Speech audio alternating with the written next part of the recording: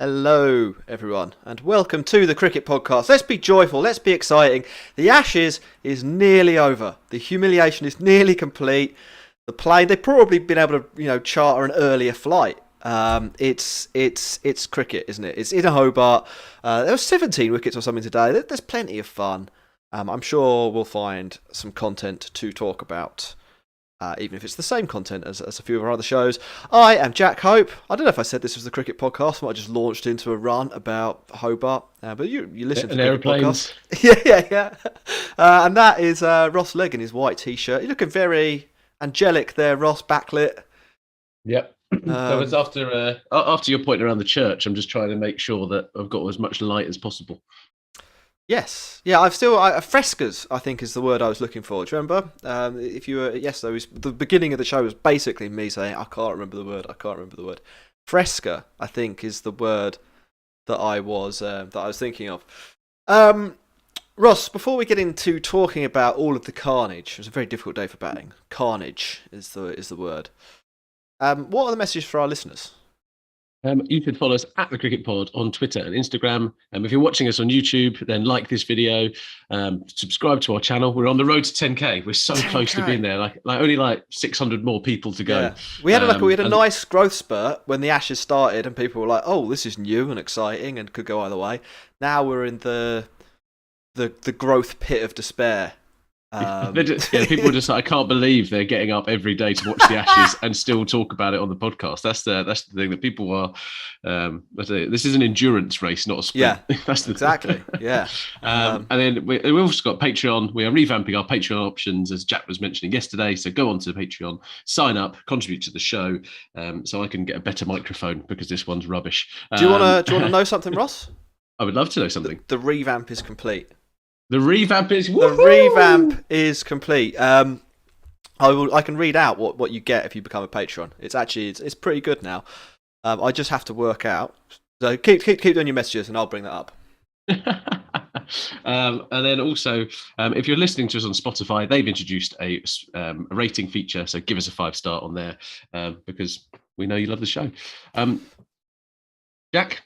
Yeah, Patreon thing up? Yeah. So we have added, if you are a Patreon, there are a few things you already got. You got the whole history of the IPL, the ball-by-ball data for that. So if you're into cricket analytics, if you're into the IPL, you can find out who was the best number 4 in the year 2012 that played for Delhi or RCB. You can go into that and you can get like an exact breakdown, all the stats you want, who gets who out, blah blah blah blah blah. You can really go deep. On all of that, we were answering your questions at a higher level. There was some meet and greet, etc. That kind of thing, and you got access to us. You could chat with us whenever you wanted to through Patreon. But here's what we're adding that will be new. We will be recording a monthly Patreon exclusive episode. It won't be a topical show. It'll be something a little bit different. Just our thoughts on a certain facet of the game or whatever idea we come up with. Maybe we'll make a documentary series, Ross. You had the idea, didn't you, to do the Alan Stanford documentary about 2 years ago? And we never did it. And then the guys from Tailenders, the guys from Tailenders swooped in and stole it from us. I don't know. It probably won't be that to begin with, but it could be, who knows. On a quarterly basis, we'll also be doing a live Q&A with Patreons exclusively. We'll probably do that via Zoom, so you can log in, say hello to us virtually. And to make things a little bit more interactive, we're not sure where this will go, but we're starting with this. We're going to do a best men's cricketer competition. And if you are a Patreon, you get to vote in that. So your vote will go towards the Cricket Podcast Best Men's Cricketer Award. In addition to our votes, Ross, you'll be logging your votes soon, I hope. I did mine today. And all of the guests that we get on the show will be voting too. Think of it like the Ballon d'Or, but for cricket. That's what we're launching. Yeah. That's what we want. We'll give it a French name as well. I think that's what people want. Yeah, the back door. The back door. The back door. Come and vote. And you get all of that for $5. There's some higher levels as well where you get a hat, and if you want to support the show a little bit more, then do that. But there's some good stuff on Patreon. It's on the screen at the bottom below me if you're on YouTube, or in the show notes. Patreon.com/The Cricket Pod.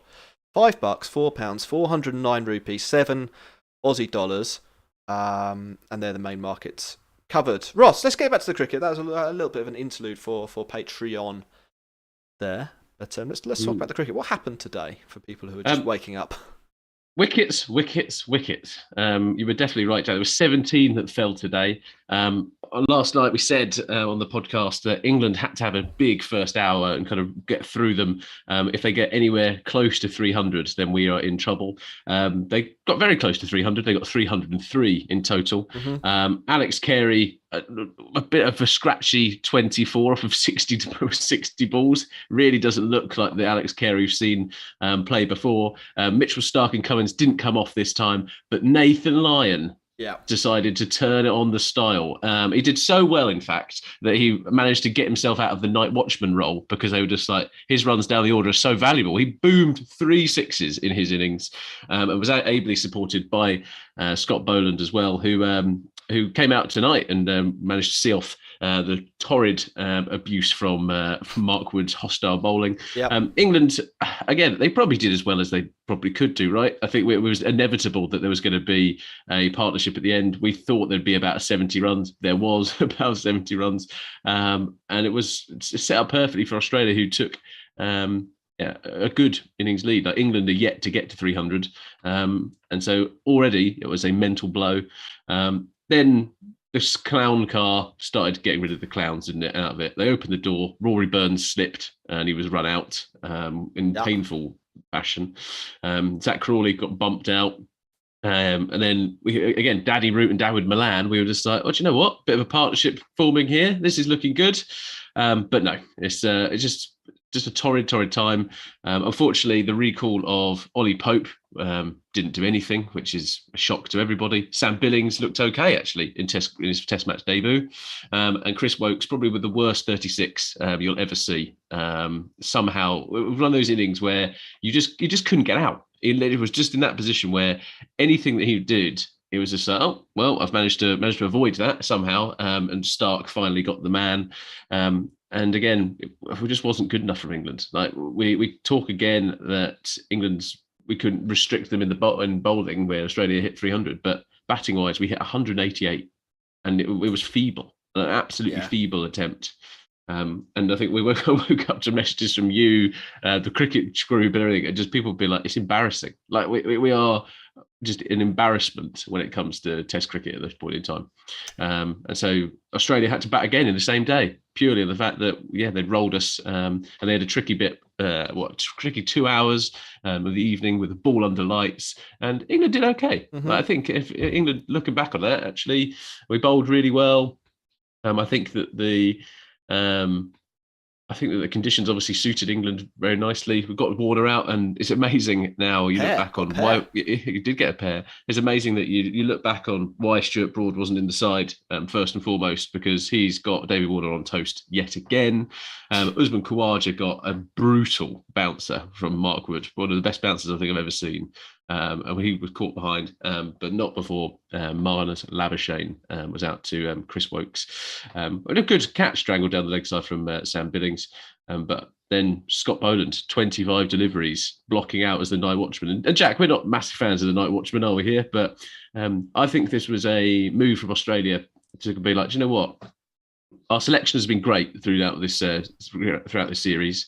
Every time we've changed number fives, they've scored a century. You got Travis Head coming in, scores, and then Usman Khawaja hits back-to-back centuries at 5. Scott Boland is on for a century in this innings. You've heard it here first. And that summarises the game. There was one, I was doing comms this morning for Guerrilla Cricket, just before, I don't know, the second break in day-night Test matches. I still don't really know what it's called. Is it dinner? The evening break. Tea. It's not tea though, is it? 'Cause it's too late for tea. It's like first pint of the day break. That's what it coincides with in my lifestyle.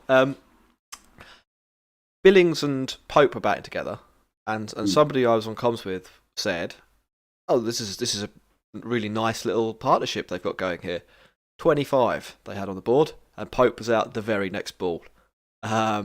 It like literally, they said that we had time to acknowledge the fact that 25 wasn't really a very good partnership, and then somebody was out the ball after. And that's what we've been reduced to, isn't it, really? From an England point of view. Milan and Root have actually had some partnerships. Stokes and Bairstow had an innings, or had one in one innings, didn't they? Otherwise, it's been pretty sparse. And even though it looked like it got a little bit better after the SCG, it looked like that maybe Crawley had found a groove. Maybe he has. We don't know. I mean, he failed today, but. I said we say he's failed. 18's far better than what we used to. Yeah, fair point. He was in a really good partnership with David Milan. It was worth. Hold on, let me get this up. It was worth 27. That's a really good partnership. That's a great partnership. Yeah. I don't know. It's as you say, Ross. It's just fucking awful, really, isn't it? There's no real cause for optimism. It's the end of a tough tour, right? We've been banjaxed by Australia. Like, the Australian bowling line has been phenomenal. Every batsman in their side has hit runs at some point or another. And it's just something that England haven't been able to do consistently well at all, really. And I think people who sit there and say, "Oh, look, England's bowling's not brilliant," our batting is absolutely atrocious. And you're not going to solve that when you haven't got any other players other than James Vince and Sam Billings in the country that you can pick from. So I'm still surprised they picked Ollie Pope again. He did a fantastic catch at backward point to get rid of Warner. But his contribution this tour has been, other than winning the wicket, other than catching, has been negligible. Yeah, there's a couple of things I'd like to challenge that have been the narratives that are out there. First of all, John Lewis, the England bowling coach, had a pop at Ollie Robinson yesterday, and it's at that point in time it seemed like there was justification for that. He was labouring, he had back spasms. As it turns out, Ollie Robinson has bowled like way more than any English bowler in first class cricket in the last 2 years. Bowled way more overs last year than any English bowler. Took more wickets and had a better average. So I'm not sure Ollie Robinson is the problem. Interesting person to scapegoat your best player, basically, or your second best player for the last 9 months.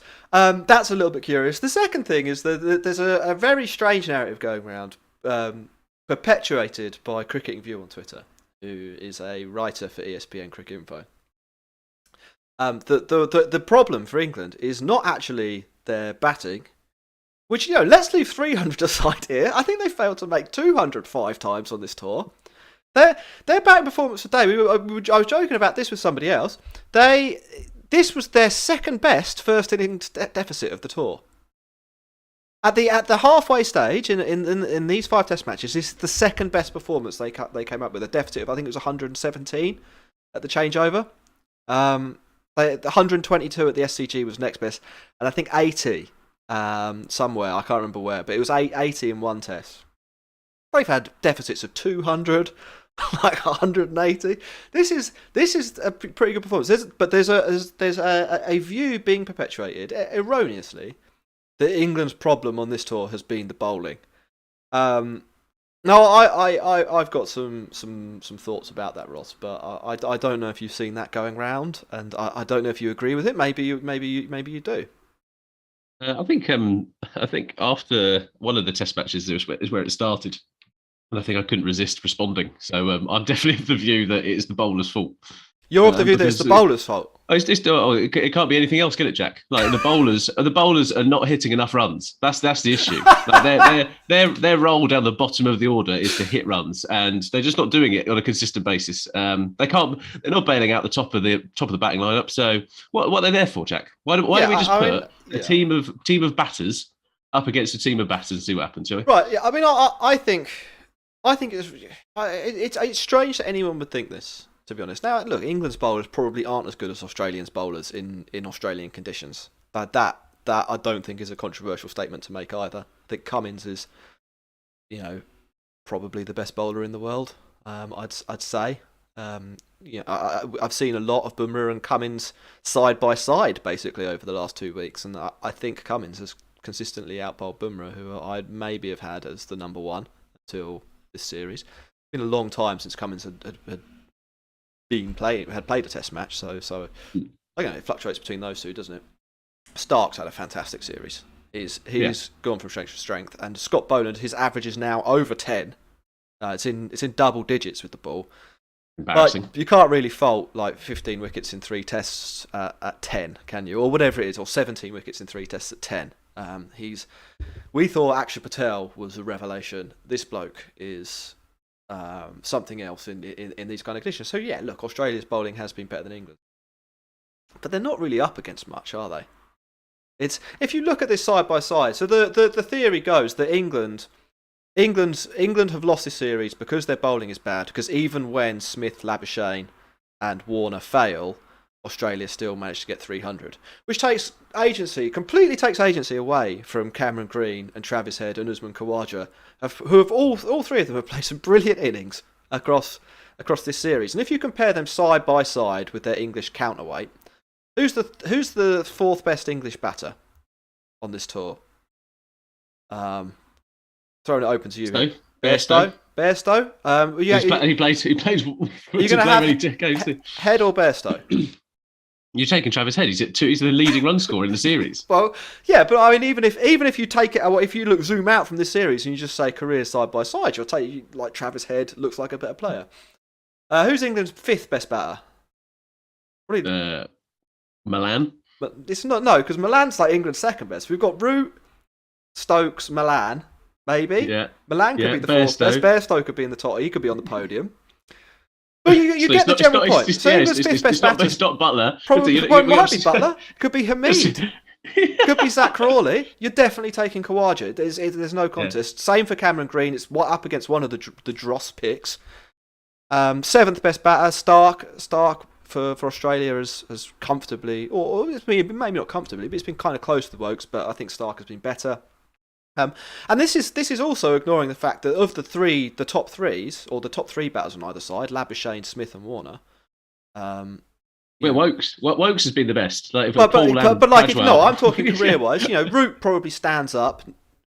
Certainly recently, certainly in the last 2 years, with someone like Smith, who you say is probably Australia's best batter. England's second best batter versus Labuschagne is no contest, and England's third best batter versus Warner is no contest. It's that's where the series has been lost, and we're sort of running out of ways to talk about England being bad at batting, so we're being creative here a little bit and coming up with another angle. But if you are interested in how cricket works, then that's the problem, isn't it? It fundamentally, England are a team of players that. But that's not a difficult bit. Can't compete batting wise. And it's not a difficult bit of analysis, is it? Like that's the biggest thing for me. Like you look at this information that is right in front of you, and someone is going, right, here's all of the evidence, and someone's just going, yeah, but I don't believe you. It's always like having an anti-vax approach to what's happening with England's performance. It's anti-vax. That's what it is. It's mental. Anyway, so England bad at batting. Australia pretty good with the ball again. Cummins. What I love about Cummins, I think we sort of said this on the last show, is that he is like he's the best bowler in the world in 5 different forms. So he could be probably the best bowler in the world just by bowling like pretty fast, or in the frame. He could be the best bowler in the world just because of his control. He could be the best bowler in the world because of the movement he gets on the ball. But he is able to combine all of these things at will, and basically screw you any way he chooses. He can look at you and be like, well, there's a weakness to the ball moving away here, so get some of that Ollie Pope. There's a weakness to the ball coming in. See you later, Joe Root. Another masterclass from him, and he's been hunting in a pretty successful pack. It's just head and shoulders above the rest. I think skill wise. I agree, and I think what we need to talk about is this is his first series as captain as well, right? He's been great. Like it genuinely has been great, and I think they've managed their team really well. We got an email late last night, didn't we, from an Australian PE teacher? Yeah. No, oh, don't read out where his work was. Look, he's not just a PE teacher. He's got. This is what I wondered. He's head of department. Okay, well now you have to anonymise who this is because you can't read out his name. Jeff. Okay. Let's call him Jeff. But he knows. From Brisbane. Fucking hell. Yeah. Go on, He's talking. He's pretty much said that Australian selectors, like everything Australia have done this series, have you got the selection. Yeah, I've got it in front of me. I can read it out. Yeah, read it out. Cheers, Jeff. You know who you are. You're not Jeff, but yeah. I've sent it from your work email. What are we supposed to do? Yeah, I think he was bragging about his job. I think so. I mean, if you're the head of department or the head of a PE department, what more are you doing? Especially if you're a cricket fan. Long time listener, first time caller. I've really enjoyed listening to you lads over the summer to get an English perspective on the Ashes. I'd like to propose the Aussie selectors as the men of the series for the following reasons: opted for Head over Khawaja in first test in Brisbane. Head makes 100. Opted for Richardson in the second test in Adelaide. Richardson takes a fifer. Opted for Boland in the third test. You lads know the rest. Opted for Khawaja in the fourth test, twin tons for Uzi. Opted for Head over Harris in the fifth test, scores a ton. Obviously, some of the local intel helps. However, the performances on those select 50-50 calls has been top dollar. So that just sums it up, really. Like how brilliant that they have been. And it comes back to, again, Cummings being selected as captain was a huge thing for Australia. The way in which they've approached this has been great. Yes, they haven't had to do bio bubbles and all those kind of excuses that are at the start, but they have been phenomenal. And they are pounding England into the ground, and they were only they were one ball away from winning the other test that we managed to salvage a draw on, and unfortunately Steve Smith had to bowl it. It's just because of the light. Yeah, they had two Cummins overs fresh back for a new spell. Look, I'm not a betting man, unlike Mr. Steve in the chat who's just placed £150 on England. I'm not a betting man, but if I were, I'd be betting on Cummins over James Anderson in that situation. George Bailey is the head selector, isn't he, for Australia? The namesake of James Stewart's character in A Wonderful Life. Don't know, take from that what you will. Something about angels. There's an angel in it. Clarence. Maybe he has an angel called Clarence who's providing some guidance and is contributing to success on those 50-50 calls. If you've seen It's a Wonderful Life, George Bailey famously he's going to jump into the freezing river, commit suicide after he loses $8,000, which is a lot of money in 1947. And no doubt that's what Mr. Steve in the chat's going to lose. And so the angel Clarence, who hasn't earned his wings, comes down and shows George Bailey what life would be like if George Bailey didn't exist. And maybe that's what's happened here. Maybe the real George Bailey, the head of selectors for Australia, has been shown by an angel Clarence, or maybe the angel Shannon Gabriel. The angel Shannon Gabriel. Has been shown what would have happened if he'd made the other side of those calls, picked Khawaja in the first test, not picked Boland, picked someone else instead of Richardson, blah, blah, blah, blah, blah. Maybe he has had insight and has made those correct calls for the good of Australia. It's a bit of a stretch, isn't it? But it's a theory, and that's how science works. Ross, what else have we got to talk about from today? I think it's just one of those. I think England fans might be able to sit there and chastise like how England have come across. Like Tim Wilson-Davis in the chat now talking about will anything change with the ECB? Like England's whole thing has been pretty dire, really. If we're honest, we've picked the wrong players, but at the same time, like actually there might just not be better ones at this point in time. We haven't got a massive crop of things to select from, or the flip side of that is that our selection process is fundamentally broken. And depending on which way you want to see it, depends on what's going to happen. But I think a load of credit has to go to the Australians because they've just done everything better than us. Everything. Anyway, let's talk about something else because it's a bit too depressing to be. What do you want to talk about? Let's just talk about religion, or let's talk about something like that. We do have a couple of questions. VJ Ruban asked, well, this is the only question actually, and then we might have one in the chat. So if you've got any questions for the chat, and especially if they're not about the Ashes, I guess, then we'll do 5-10 minutes of impromptu Q&A. VJ says, was Tom Harrison's comments about resetting English cricket to prioritise the Test team too late to save his job? I don't really know who fires Tom Harrison, and I think he's from the Boris Johnson school of shame. I.e., he has none. Didn't go to that particular class. Yeah, I don't know. I think he's here for the long haul.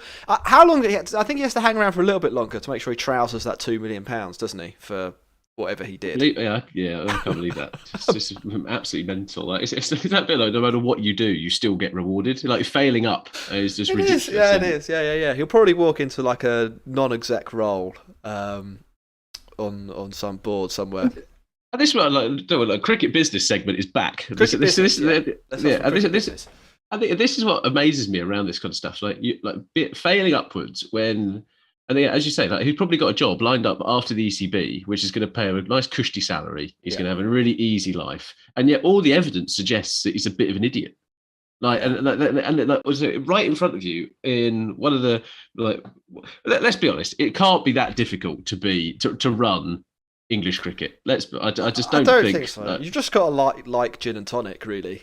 And if you can knock back the gins, you don't want to say anything embarrassing in front of the other people that matter. And by that I don't mean like all this bollocks about Test cricket, the stuff that we think's embarrassing. I mean you need to know like which fork to eat with in the long run. You've got to know that. Make sure that you got to make sure your egg and bacon tie is the right one. Exactly. Yeah, you need to know the difference between a morning suit and a smoking jacket. And all of that. That's really where the skill is in being the head honcho of English cricket. It's not a difference between knowing what a port glass is and what a sherry glass is. Exactly. That's the kind of stuff that you need to be. And actually, as an England administrator, that can't be that difficult. But somehow this guy seems to make it look really difficult. Well, he's still going, isn't he? I don't think he will. I don't think he'll go anywhere. We have some questions in the chat. There's some good ones. What are your thoughts on what's happening with Djokovic in Australia? That's a good one, Paul. Ross, what do you reckon about that? Absolutely hilarious. It is kind of funny, isn't it? Yeah. It's quite funny. One just shows you how mental I think he's mental twice there. It's probably not very correct. So there's how ridiculous the Australian government is, but also and how Djokovic is kind of seemingly like kind of a what's the word? I'm trying not to make this too political, if I'm perfectly honest, Jack. But the next question is which religion is best and why. So you've got this wonderfully like talented person who has got so much white privilege and he's a rich white man, and then he's stuck in a detention centre with a system that is typically around pushing down on other people getting into the country, and it's amazing how that is being. It's a disgrace that he's having to stay in this kind of hotel, stay in this kind of thing, getting detained, when people have to go through that every single day, and just a rich, powerful white man getting the treatment, and it's just quite. It's shining a light where Australia don't want a light to be shone, and it's also showing that Djokovic is just a bit of a twat, really, isn't it? So well said. We're gonna dodge the religion question, if that's right with you. He genuinely has asked that. Cricket's the only religion, mate. What else? This is a great one. Do you think KS Bharat should be England's second choice Test wicketkeeper? Should be England's or is India's second choice top? I don't know. Yeah, why not? I mean, Ridham and Saha's old. Why did Burns come back into the side? They've got no other options. That one's simple. It was funny. It was really funny. I felt sorry for him. I think he's. Yeah. I was just like, when your luck's out, it's. What I like about it, on all like the all the scorecards and things like that, he's referred to as Rory Joseph Burns. No other cricketers actually like that. You don't say all three names, but Rory Joseph Burns is up there on the Google scorecard, and I don't know why. Mr. Steve says, if I win my bet, I will donate the entirety of the bet to this channel in exchange for my flag being placed next to your logo for the next three podcasts. That sounds like your a flag. Good deal. Have you got a flag? Hold on, let's just double check what the flag is before we want a little bit of control over the flag, but we do generally like the idea. Yeah. And do you think Scott Boland should be considered for one of the county sides? I would be surprised if someone isn't making some calls as we speak. on that yeah. front. He'll be playing at the next Ashes in England, I'd have thought. It looks like he's a match made in heaven for a nibbly one at Headingley. Well, as Aditya points out, that Boland has root in his pocket, so there is a thing like that. Yeah. But I think and it's interesting everyone else in the England batting lineup too. It's a very big pocket. Yeah, it's a very deep. He's got deep pockets on Boland. I felt kind of sorry for him when he got shoved out to bat tonight. Like he did really well to survive against what was a really good bowling spell from Wood. And I think Boland is an interesting one because Australia have just got this habit of just having a good third or fourth seamer just hanging around somewhere. Remember, Stuart Clark was unbelievable. Ben Hilfenhaus caused England trouble, and he wasn't. Stuart Harris, someone Harris. Yeah, Ryan Harris. Yeah, so there's always like this third or fourth seamer that just absolutely terrorizes England every now and again, and it's just it's a great production line they've got there. It is. It certainly is. We'll finish on this one because we're going to do some IPL stuff soon, so that we can a little warm up. It's like the first run of the year. I guess this will be on the IPL. Who is the next foreign pace bowler to be picked for a high price in the IPL auction? Well, Chris Morris retired, so he's off the docket. If you were I don't know, Lucknow, Ahmedabad, somebody who wants a fast bowler from abroad, who are you going to pick? Well, we always think around recency bias, don't we? Right? When someone performs well against India, their price goes so up Shaheen again. Afridi. I think Rabada is definitely going to go for big money because he's not been retained. Yeah. And I think Norkia didn't even play, but I think Norkia's been retained by Delhi, isn't he? Marco Jansen. So Rabada and Marco Jansen. I reckon there'll be a nice little bidding war for them because Jansen can bat as well, and Rabada can hit, and Rabada can boom some sixes. So I think they're the big time. And also, I want to call out Royal Dong in the chat saying we don't have any idea who KS Barrett is. Like we've watched more IPL than anyone, I reckon, in Western media. I'm going to put that. Yeah, he's Big Boy Barrett, as we call him on the pod. Big Boy Barrett. I think I'm going to say I don't think it'll be Jameson. Someone's put that in the chat. I don't think it'll be Jameson. Woody hasn't had a go in the IPL, has he? I think if he puts he pulled out last minute, didn't he? Last time, so he pulled out the day before the auction. He would have been a millionaire, I think, based on the prices that people were going for. Probably already is a millionaire, to be honest. But I think if he throws his name in, someone will put 5 crore on Wood, and it'll probably be a decent pickup as well. I mean, if you look, you could have Wood or Chris Johnson. Chris Johnson, the NFL wide receiver. No, Chris Jordan. That their options probably be similarly paid, but one will be a well-informed decision and one will not. I'd have thought. But yeah, apart from that, we don't know. Ross, should we wrap this up? Be a pretty quick one today. You're back tomorrow, aren't you? With Shane Dietz, head of Netherlands women's cricket, ex-South Australia player, to probably tell us all about how England have got it wrong again. Which will be fun. See you later, everyone else. I'm off playing football with the lads. The lads. Final reminder: patreon.com/the cricket pod. Go over there. We've got some serious good stuff lined up. Go and get your vote in as well. If you are a Patreon guy, go over to your Patreon account. In your messages will be your voting slip for the best men's cricketer in the world. Because you're a Patreon, you get equal voting power as Ross and myself and Dan Norcross, which is good, isn't it? That's democracy, baby. As long as you pay to enter, which is also a little bit like democracy, but we've done politics for this show. Patreon.com/the cricket pod. See you later. Have a good weekend.